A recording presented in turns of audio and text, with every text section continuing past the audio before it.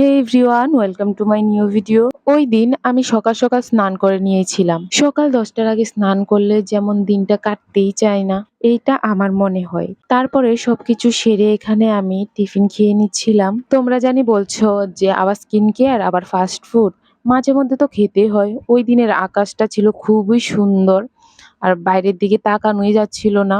দুপুরবেলা এই গরমের মধ্যে ঘুমানো একদম অসম্ভব ব্যাপার। ঘরে ছিল জাম, তো ওইগুলোকে মাখা করেছিলাম। জামগুলি মেখে আমি আগেই টেস্ট করছিলাম, আর এখানে এটাই বলছিলাম যে টেস্টটা বেশি একটা ভালো হয়নি। সন্ধ্যাবেলায় বোন এনেছিল আইসক্রিম, আর এই বড় লোকিয়া আইসক্রিমগুলি ওর জন্যই খেতে পারি। তারপরে বোনের একটা ফ্রেন্ড এসেছিল, আর এখানে আমরা চা খেতে খেতে আড্ডা মারছিলাম। দেখা হচ্ছে পরের ভিডিওতে, চলো সবাইকে টাটা।